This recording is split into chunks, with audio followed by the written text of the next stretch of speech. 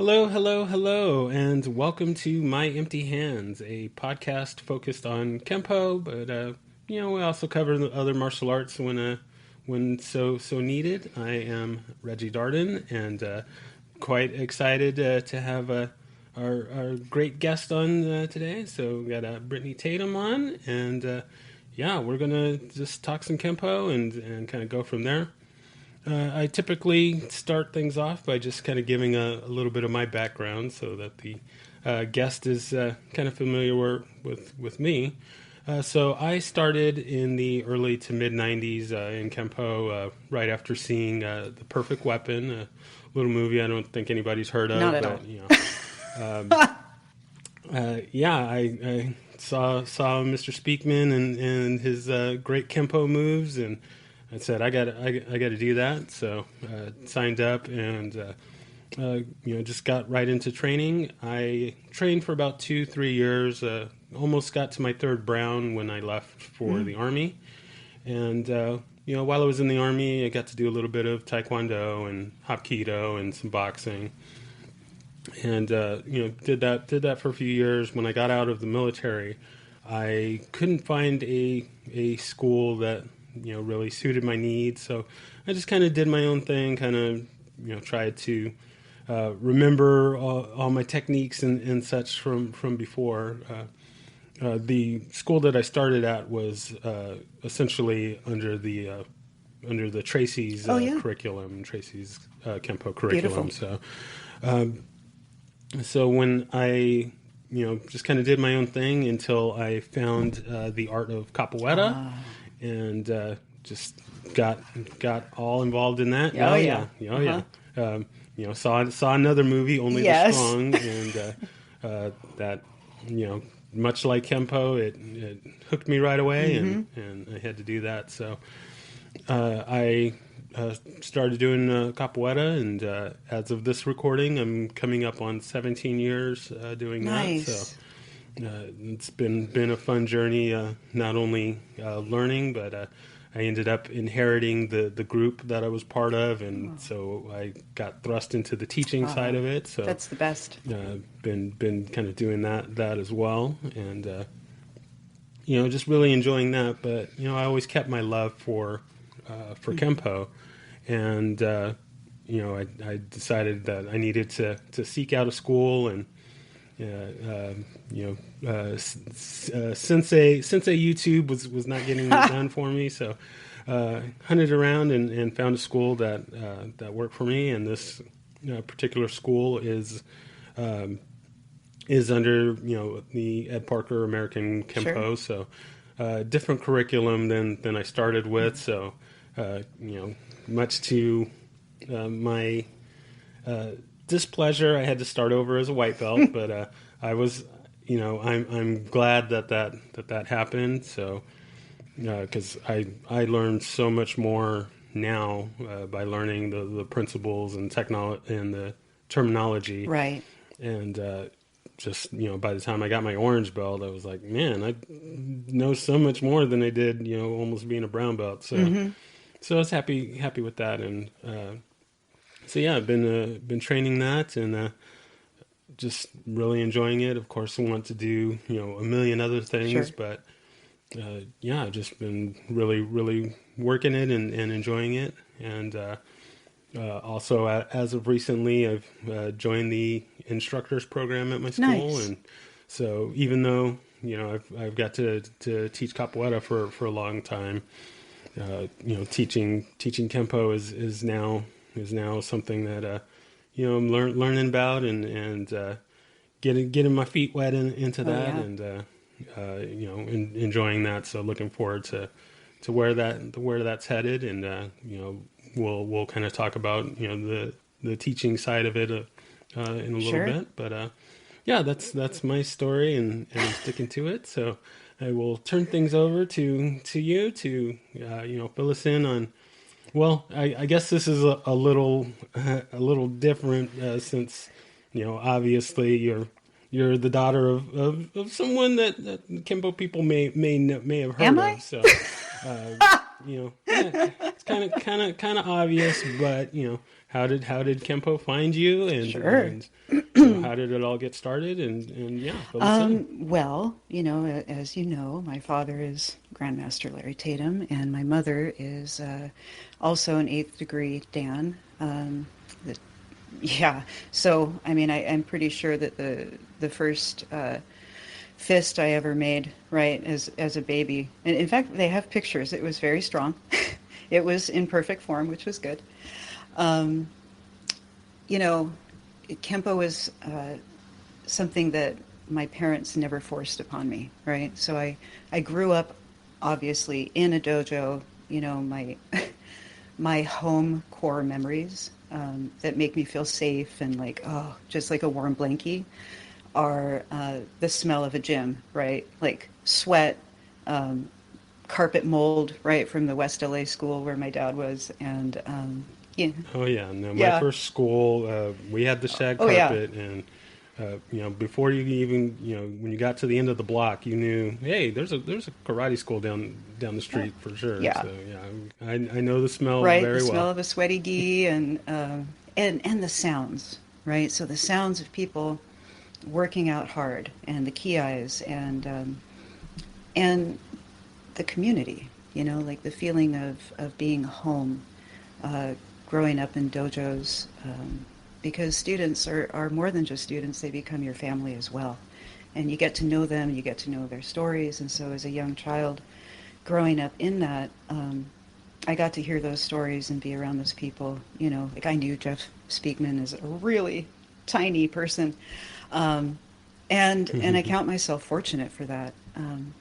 And so yeah, I was on the mats early, and that was before we had pads, right? So I was sparring, no pads, getting the wind knocked out of me. Learning where my power was, my ki was, like what that felt like to have my butt kicked, right, and fall down and have to get back up and get back up. Um, and it was wonderful. It was a confidence builder. Um, Took some breaks growing up because uh, teenage girl, right? So again, it was Yeah. never thrust upon me, but I always was like, because it was home, I'd want to get back into it. So um, I had many instructors growing up into it. So I would go back in, as 10 through 13, get up to like purple and blue. Then I would take a break because I was running cross country, right? That time I was in high school. Went back to it when I was about 18 for a little while. Got up into green. Again, took another break. College. Went back in my 20s, like early 20s. Finally got up to second brown. And then I took a really long break, about 6 years or so. Um, Came back to it at 29 after a very messy divorce situation. And I had been working in marketing and SEO for a long time. I went to school for graphics design and multimedia at the time, so I had been doing that for about 10 years, and I came back and I was really in a place where I was soul searching. Like it was a wonderful place to be. Um, I didn't have any belongings, so I left that relationship with $800 in a suitcase and landed back in Burbank, right, with my parents. And I knew that I wanted to do something different. I wanted to be of service, you know, because I knew that being of service was going to help me process the previous 6 years, that break. So I was sitting at dim sum in Chinatown, right, with my parents, talking about what I was going to do next. And my dad was like, like you're an incredible martial artist and you're an awesome teacher. Why don't you come teach for me? I need a manager for the dojo. You have all of this corporate experience, project management, all of this.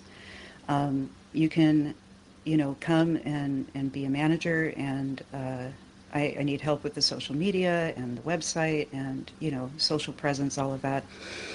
And I said, sure. My friend looked at me and was like, you need to do this. And I was like, I know I do, because I knew that my strength, right, my confidence, all of those things were going to blossom by putting my roots into the soil of Kempo, of home. But I was, scared out of my mind. I hadn't been on the mats in a long time. I hadn't taught in a long time. But my father and my mother, they had faith in me that the Kempo hadn't left me, right? Because it doesn't. Like, it gets in your DNA, if you love the art the way I love the art, the way you imparted that you love the art, it's kind of like chocolate, right? Like, you can put it down for a while, but there's always that taste in the back of your mouth where, like, I got to have a piece of chocolate eventually, right? And Yeah. and Oh yeah, for sure, for sure. I mean, yeah. before I started back up at the school that I'm at now, I mean, I was having dreams Hmm. about Kempo, and you know, it's like, oh, like tonight, I was like, oh, I'm leading a Yeah. class, or I'm working on a Yeah. drill, or I'm a strange person. I even had dreams about like doing Sure. paperwork, and I'm very weird in that No, sense. But it's yeah, kind of a streak of those kinds of dreams, and I was like, you know what, I've got to find a school. you I'm got to gonna, do it. not stop until I find Yeah. something. So And we all say, like, oh, we took breaks, right? Like, we're apologizing for not being full-time martial artists all the time. Well, the fact of the matter is, we are full-time martial artists all the time. And even if we're not on the mats, more than likely, we're running drills in our head. We're laying awake at night going through Form 4. We're running our techniques, right? We're in a restaurant and we're looking at the exits and, like, our environmental awareness. We're in a parking lot, we're doing it. So I don't think that people should apologize for breaks at all, because it's another breaks are necessary and life happens, and the art is so special in a way that is unlike anything else. Even if you're not on the mats, if you're thinking about it, you're training. And so, more often than not, someone will come back from, a 2 year, 3 year, 10 year break, and they're moving better, right? They're stronger, their stances are better. They may not remember the name of the techniques, but they're grafting, right? Their sparring is decent. So, anyway, yeah, just to say,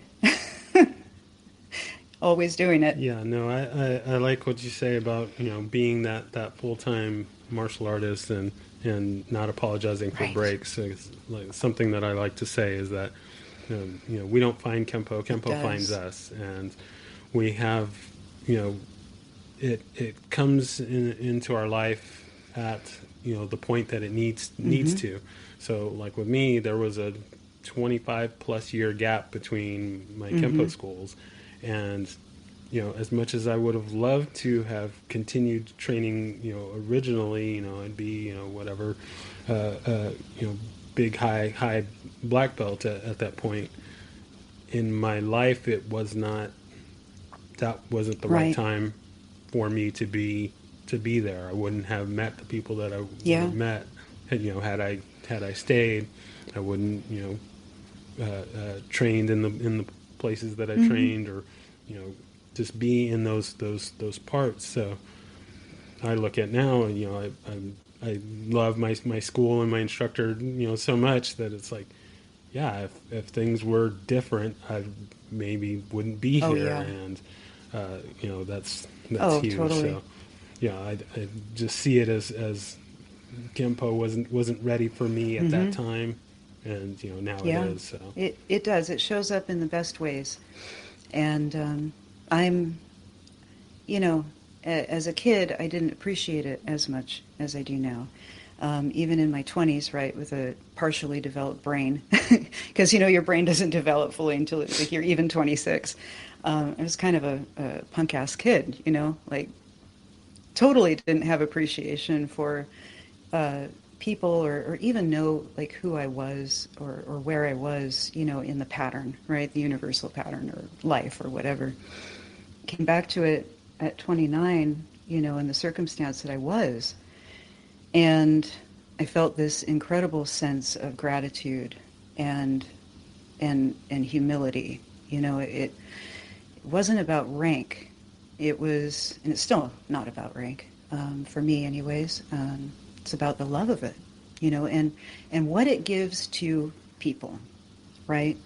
And everybody's different, but oh my gosh, what a wonderful thing to have, 10, 12. I mean, I never stopped teaching, but at least in that dojo space, a full decade of stories and seeing students light up and be successful, and how the art trickles into every single aspect of their life.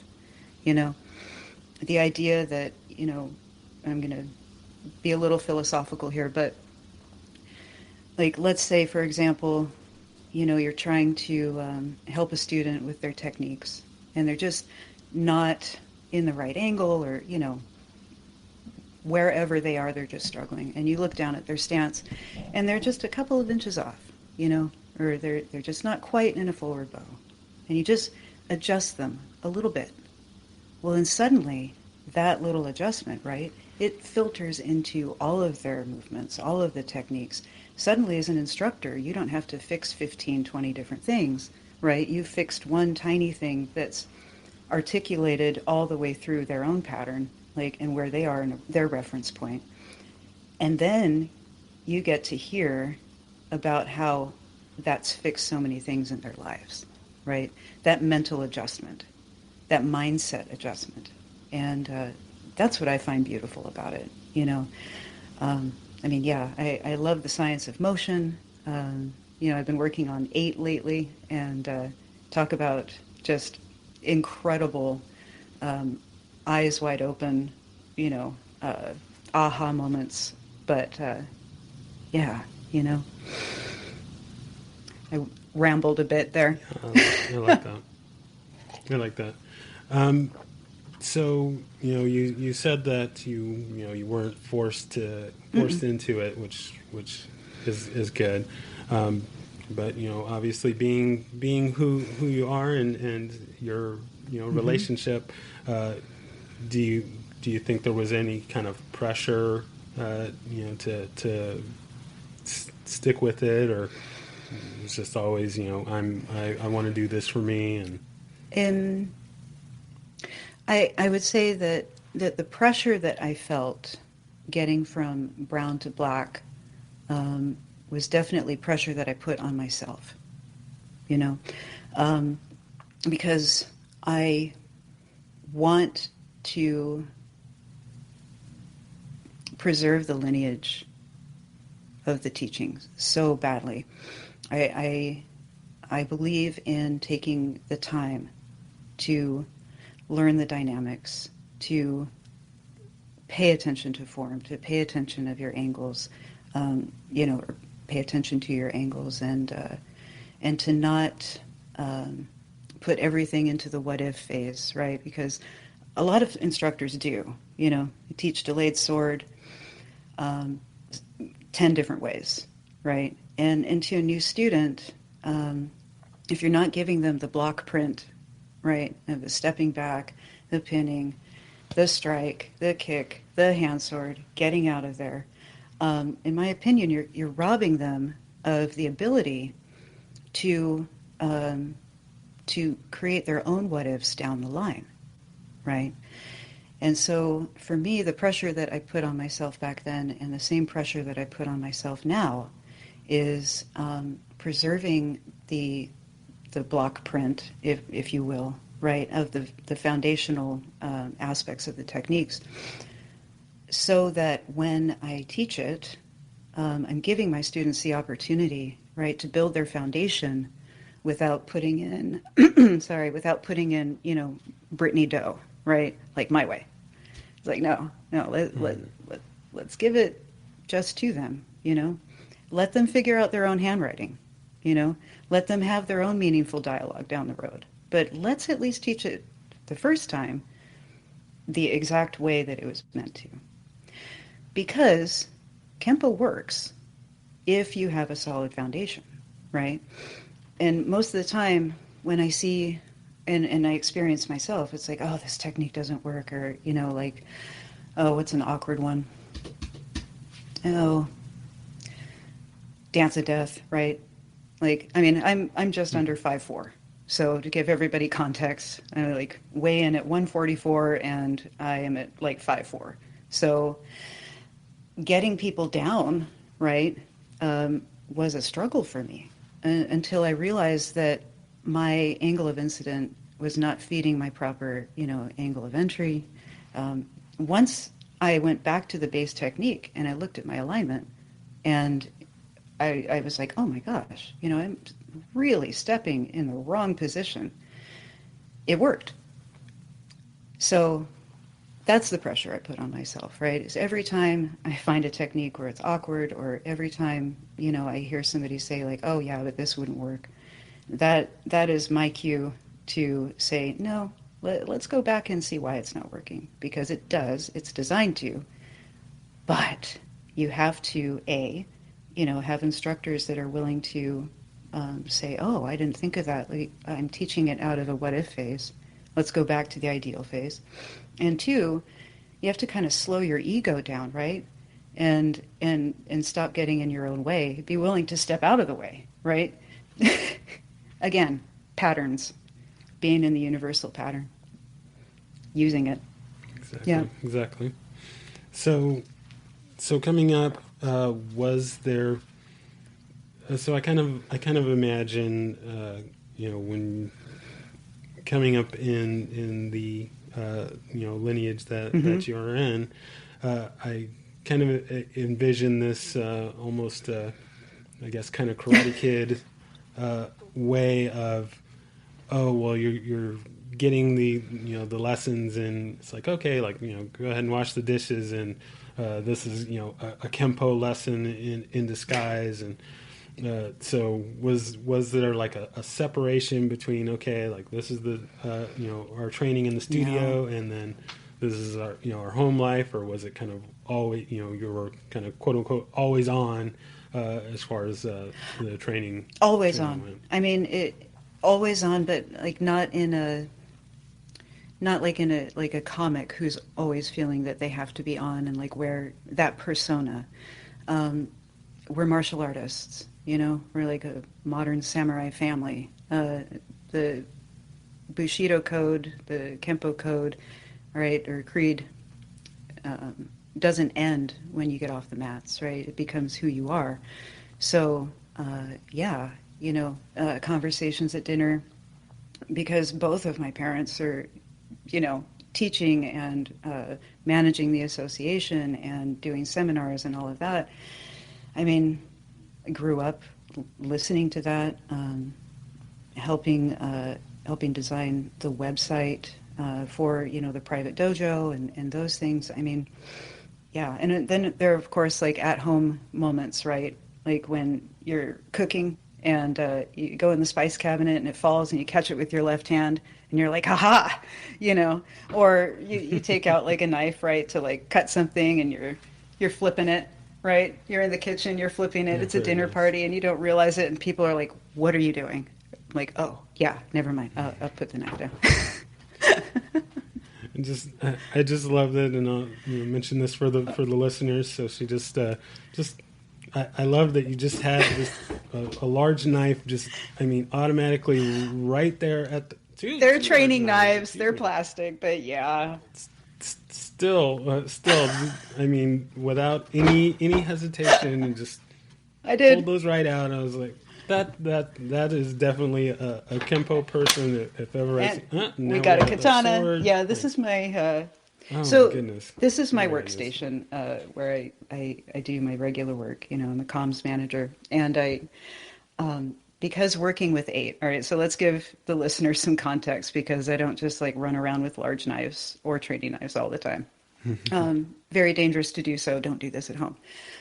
But when you're going from, fists as weapons, right, or strikes as weapons, to actual weapons, it's a different neural pathways that you have to build to translate, right, the motion into having the weapon, right, be a part of you in that strike.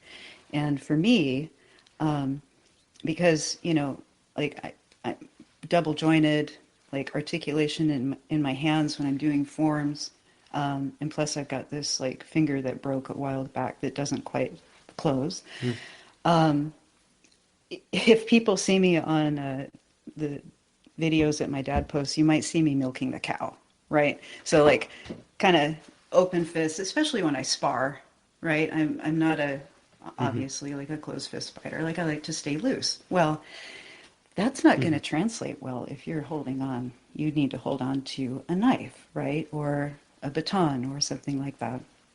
So the advice that my dad gave me when we started training eight, he's like, keep them with you, like not in the car, right? We don't want to freak people out, but keep them with you. And like when you're working, like pick them up, hold on to them, grab them, like get used to the motion of them and make them a part of you. So yes, training knives at my workstation. Excellent, excellent. Yeah, I gotta step up my weapons game and get some more weapons around the house. I You don't don't have have enough, enough. so Nice. Nice. so I like Yeah. that. Um, as far as like, did you get into competitions I and did whatnot? not. No. By the time that I came back, I was happily leading other people into competitions. Like that was more important to me. It's Mm-hmm. like, how can I help them achieve?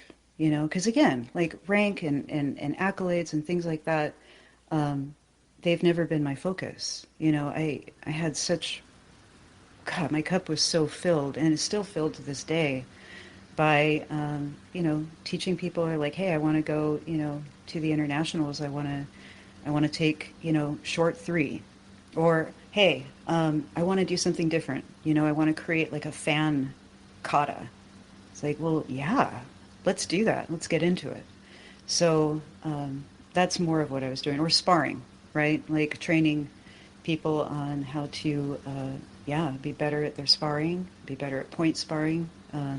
There's a difference, obviously, between like street fighting, right, using your kempo on the street, sparring just in the dojo, and then competition point sparring. So those are definitely three different ways that you can train, and was just, yeah, really happy to see our students like go to those tournaments and achieve. It was awesome. Mm-hmm. Very Yeah. nice, very nice. So, what was was it like being? I assume obviously there was a lot of big name Mm-hmm. people and celebrities and Yeah. whatnot. Uh, in your orbit. So, uh, you know, was there? Did you ever kind of feel like, oh, like oh my God, like this person's here, or was it just kind of always everyone's just oh well, that's such and such person, and no big deal. Like they come over for dinner or whatever the case is, and you just see them, and all the rest of us are drooling, and it's like, oh my God. Did it ever normalize? Absolutely not. But you keep your cool, right? Like Tim Roth is in the dojo teaching his kids. It's like I totally made an idiot about myself with Reservoir Dogs, but I couldn't help it. Um, and yeah, you give those celebrities like their space because they're there usually to either train, for their roles, or they're just trying to be parents. They're just there like just teach my kids. Like let me scroll my phone, let me read my book. Like this is my downtime as a family person. Like just just do that. But no, you fangirl moments. Oh my god, all over the place. Yeah, it was great. Yeah, no, I like to hear that. So, I've been kind of surprised in doing this podcast that uh, I I've been a lot more controlled than I Uh huh. thought I would be. Of course, I did lose it for a few. I guess at this point, probably three people. So, Okay, uh, who? Come on. the episodes haven't been released yet, but Lee Uh-huh. Wedlake, I was at a loss for words talking to him. Recently, I got to interview Jeff Right. Speakman, and that was a hard one to get through. Uh-huh. I'm still kind of in shock that it was like, yeah, I was talking to Oh, Jeff yeah. Speakman, and like, he called me, and yeah, I'm not sure how to handle this. You're doing great. So that and Ed Parker Jr. Uh-huh. as well. Yeah. I was kind of like, oh my God, I don't even know what to Yep. say, but try and keep it together. But yeah, it's been we all put on our gis, one leg at a We do. time. So I uh, jump into mine. No, I'm teasing. trying to. Well, I mean, of course, like you just you just get up and they just automatically just kind of attach to you like a Iron Man, and you can just kind of summon them I'm going to and send just you materialize on out of that, you. right? Because this is funny. So I needed a new pair of heavyweight black bottoms and got them, right? Um, they were so starched, Reggie. And I took a video of it. It's hilarious. I cuffed them and I drawstringed them and I stood them on the Hmm. ground by themselves. No joke. They were so starched that they actually stood on their own. And I took a video of it. I will send it to you. It was the most hilarious thing I've ever seen. Went to put them on, right? Forgot to just wash them first. I was like, whatever. Worked out, Hmm. scraped, right? Those things were Yeah, so rough that I actually had scrapes on my knees. Just speaking of geese, yeah, right? yeah. Yeah, gee Hmm. problems. Hmm. Yeah, no, I had one like that at my first school. I think I was getting ready. I was getting ready to take my green Hmm. belt test, and I decided, hey, I need to have a nice new crisp Crisp, uniform, yes. and yeah, and yeah, I made the mistake. I think they added an extra super to this gi because it was a monster, and I probably worn it a handful of times before my Uh-huh. test, and uh, that was a mistake. I mean, it was already super heavy, and then by the time I get through all the techniques and the forms, and so at my original school we had 40 Hmm. techniques per belt, so doing the tests, going through all 10 the hours later. techniques, all the basics, all the forms. I mean, I'm already just drenched in sweat, and then it's like, okay, now I gotta fight like three Uh-huh. fresh guys, and I just could not move. But yeah, I was definitely scraped up that gi. There was like cheese graters Right? on the inside of them because I was You need a skinned up rash pretty guard good. for a So new gi. I'm telling you. Anybody listening, yeah, throw yeah, throw them in the dryer over and over and over again with rocks. Take them to a yeah, riverbed, let exactly, the rocks exactly. roll on them. Yeah, it's ridiculous. Yeah, no. I decided I got a new gi a few months ago, and I learned my lesson about the super Mm, heavyweight ones, and so I guess I've got like a super medium. like a It midweight. feels pretty heavy, but it's a good a good ratio between having that Hmm. crispness and still being functional. So I think that's going to be my thing to going forward is just kind of stick with the middle and not go super Yeah. heavyweight, maybe just for like photo shoots or something. Oh, I know. But Yeah. yeah. I like the heavyweights though for the armor aspect. I mean, um, I was doing four in my living room. I had been doing yoga, right? And I was like, oh, I feel so good. Like, let's just run through four. And oh my goodness, I bruised my arm so badly. I was like myself, right? That old adage, like, don't worry about fighting a Kempoist, they fight themselves, right? Yeah. So Mhm. at least the heavy weights and the middle weights like protect you from that a little bit. But yeah, you still have to condition. Exactly, exactly. Exactly. So now that I am, newly in the Mm. instructor life, I'm curious. if you could, talk a little bit about, well, first, your early experiences Sure. teaching and kind of what that was like, and then leading into kind of what advice you would have for someone like me, or people that are listening that may be new to instructing. What would a new instructor need, some tips for them Oh to. yeah. I mean, you could really just and I know a lot of people seminar on just how to instruct and what to do. Um, Takeaways for me were uh, number one, right? Teach the curriculum with the block print. And if you're unsure of where to step, if it's not working, take a minute, bow off the mat, go find somebody that does, or like um, I use the app, right?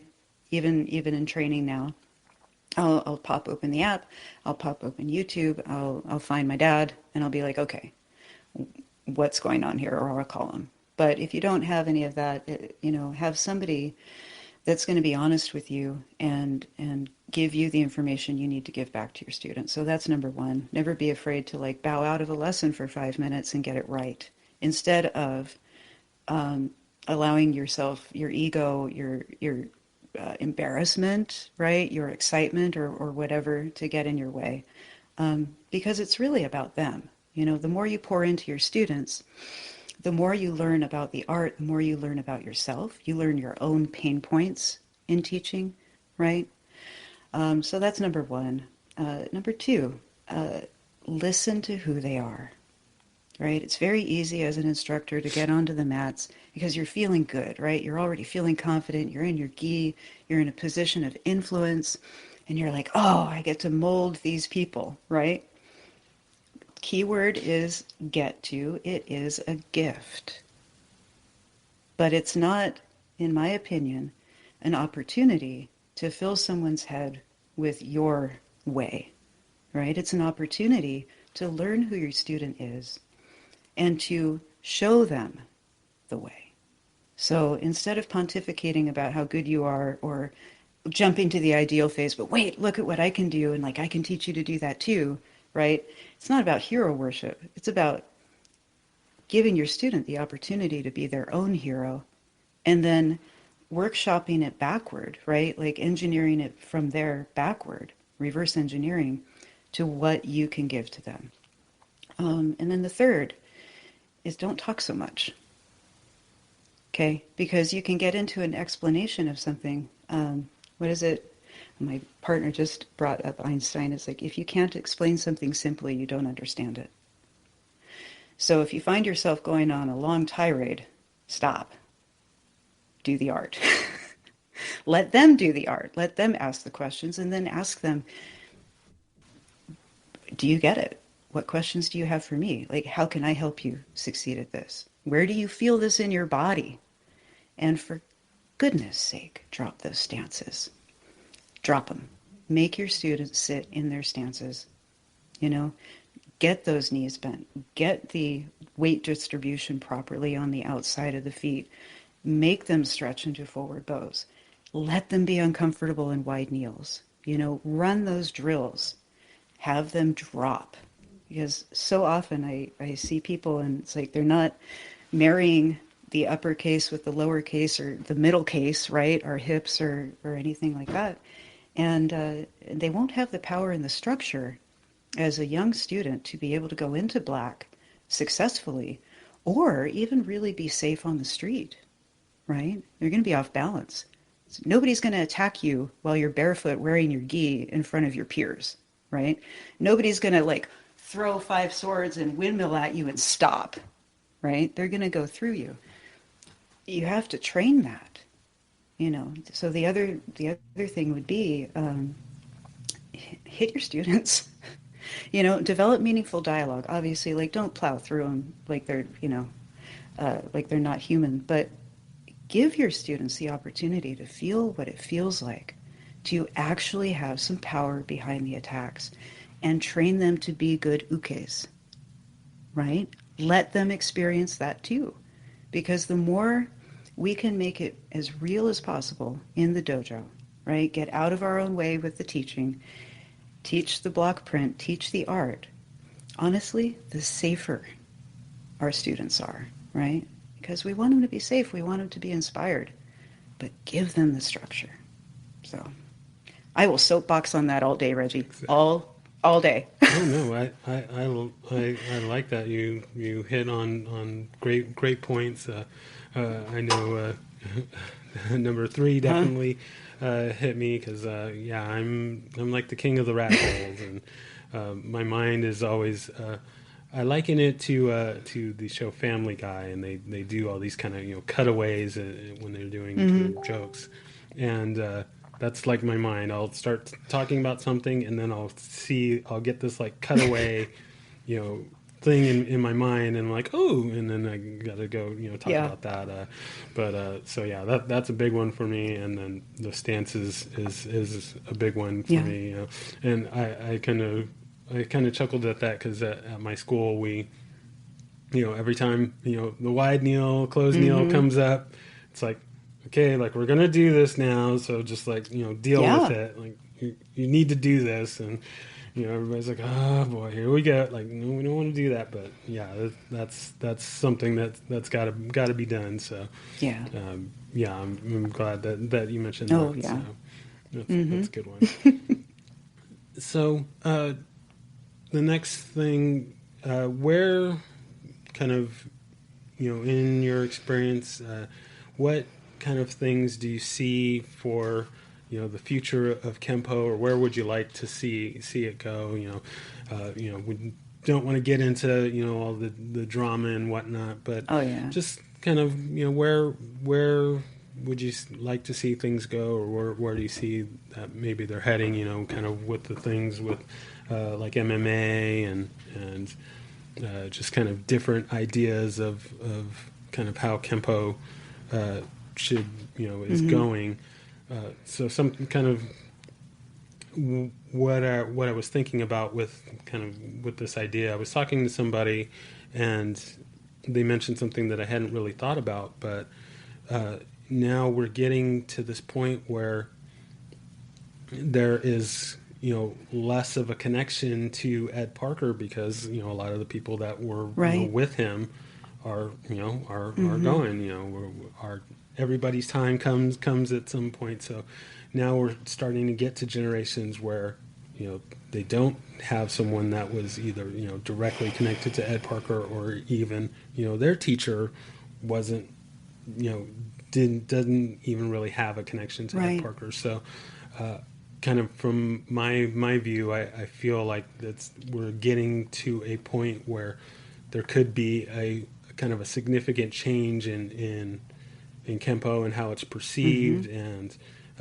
maybe how it's taught going forward. So I think that we maybe need to start kind of planting the seeds for like, hey, this is where we want to Kempo to go, and not be so fractured, and I mean there's going to be drama Oh, yeah. and disagreements and stuff for until the end of It's time, family. but I think we're closing into a position where we can maybe kind of help heal the Kempo community a little Yes. bit, and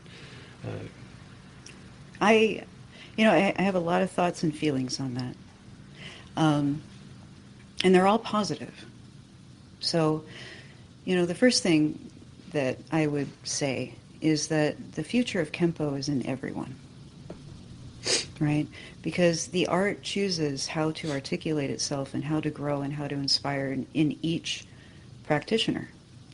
So to say that the art needs to be a certain way would be to say, or it would be to, in my opinion, eliminate the opportunity for diversity and inclusion, right?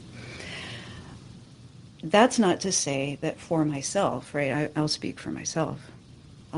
My intention for the Kempo that I teach, that my parents have taught, that was, from what they learned from Ed Parker. My intention is to preserve that lineage. So my intention is to teach it correctly every time. and give that to the students so that they can teach it correctly every time. And so through that, Parker, my dad, the other pioneers of Kempo, they're going to live on and forward. They won't live on and forward if we keep augmenting the system to our way. Not to say that that's wrong. Okay, so we talk about, again, Kempo being in everyone. It is perfectly okay for it to be a tree, right? And on one branch, you've got Parker's system, my father, those people on that branch, me, my partner. Cool. Think you want to do it this way? Like, let's go over here to that branch. But then, you have other amazing practitioners and visionaries and people that are inspired. And yeah, they want to do it their way. Cool. I think the arguments start, when you're arguing over semantics, right? So my hope for Kempo is that everybody gets to learn it correctly, right, the right way, and that they are inspired in their lives to continue to learn it, to hopefully teach it, but to allow there to be a difference of opinion, because we all have the ability to learn from each other, I don't think that that's wrong. And I what I'm seeing now is a unification across patches, especially with my generation, the younger generations. They just want the art, and rank is becoming less important to these people, and it is more of the love of it and the knowledge of it, and again, going back to, okay, we're coming across a technique right now that isn't working. Why? Well, maybe there's a master key movement in there that wasn't taught, that my instructor didn't even know was there, right? You don't know what you don't know, and if it's the game of telephone going down the line all the way through the generations, technique's not going to work as well, right? Because you're missing that fraction of an inch, right? You're missing that waiter's check in, the extension of twirling wings to help you take the guy down. If you don't have that, you're just smashing into him. My dad pointed that out to me the other day. He's like, what are you doing? It's like a mosh pit in there. He's like, put your waiter check up, fuse it to your body, and now try it. I'm like, oh my gosh, thank you. Right? So I'd like to see some more humility, and I'd like to see some more curiosity in our instructors, Yeah, Yeah. I agree 100% on that. Like, just put it down, put it down and enjoy it. And drop those stances. Oh, yeah. I'm going to keep saying that. Oh yeah, no, I'm gonna start working on my stances. Thank you. Yeah, Reggie, I want to see him. Very nice. All right, so we're gonna move into our lightning round okay. here. So I got a few little questions here as we close in on our time tonight. First one being, do you have a favorite technique? Oh God, favorite? Yeah, I do. Unfurling crane. Yep. Oh, nice. Yeah. Nice. Very nice. Very nice. All right. Do you have a favorite form and I or do. set? Stance set 2, favorite set. I find it to be the equivalent of like yoga in the Kempo. Really helps with the stances, the breathing, the connection, right, of the hands and feet, the upper and lower case, what the feet are doing, the hands are doing. It is a very meditative set for me. And I don't care about the arguments saying that it's not in the original system. Whatever. I love it. I'm going to do it. Form. Oh, okay, so yeah. Form 4, I will be a student of my entire life. Love that form. Recommend it to anybody that wants to just be better at endurance and your angles and being in the pattern, right? Excellent for that, and just an awesome fighting form. But now my new love is 8. I gotta say, yeah, I'm learning so much more about the art by putting the knives in the hands. Yeah. Yeah. Very nice, very nice. So two things that got me thinking that you mentioned. Of course, I should have guessed stance at two. I mean, just been talking about stances. That should have been a Well, plus given you for get me. these like really And then we cool, got. expansions and contractions in that form that just really give the whole body an opportunity to flex and expand and connect everything. You know. And then that also leads kind of into the second thing that I was thinking about well, doing things that aren't in the system. So the school that I started with, we did Oh book set, yeah, book and set is amazing. when when I started at my current school, I was I was bummed that I had to start over, but I was like, oh well, Hmm. I'm gonna work my way back up, and I can't wait to get back to doing Yeah. book set again. And my instructor's like we don't do that here, and I was like, oh. Oh no! So I got in touch with my original teacher and got caught up and refreshed on book Hmm. set, and so I still do it probably at least a couple of times a week. And Good. when the day comes when I have my own school, I'm teaching book set. Please I'm do. sorry if people don't like it, but I'm gonna do it because that's one of my favorite Well, forms. you So talk about lineage. I mean, Parker drew a lot of our Chinese movements from book set.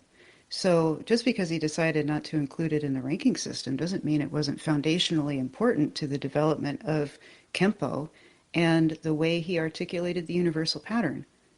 So do it.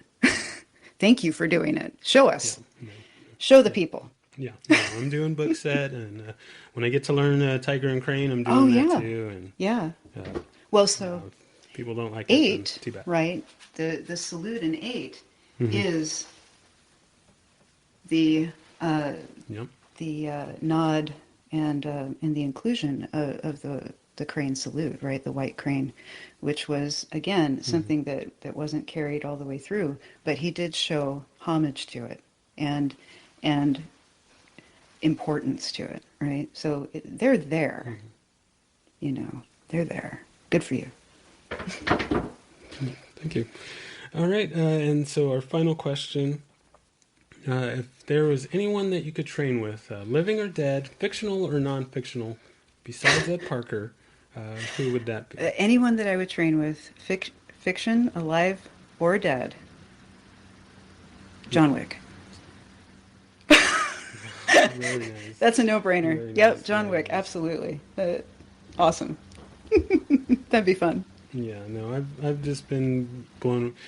I kind of have a chuckle because when the first John Wick came out, like I didn't know anything about it, and as most people, what is this John Wick Hmm. movie, or whatever, and I didn't see it quite a ways after it was out, um, and I just never kind of heard about it. And then I think my brother was talking. I think the second one was about to Hmm. come out, or it just came out or something, and he kind of mentioned, and I was like, oh, like what is this John Wick movie? And I was like, Keanu Reeves, like He's a what's the deal? Kempoist. And Yeah, oh, this yeah, I he's a did not know. Kempoist. Hmm.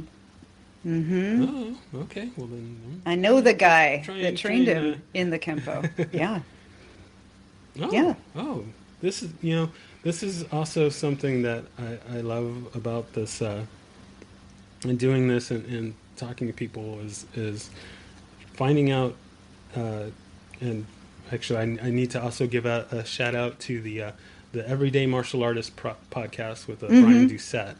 Um, great podcast. He is platinum standard for podcasting. Awesome. So, and he's a big inspiration for why I'm doing this.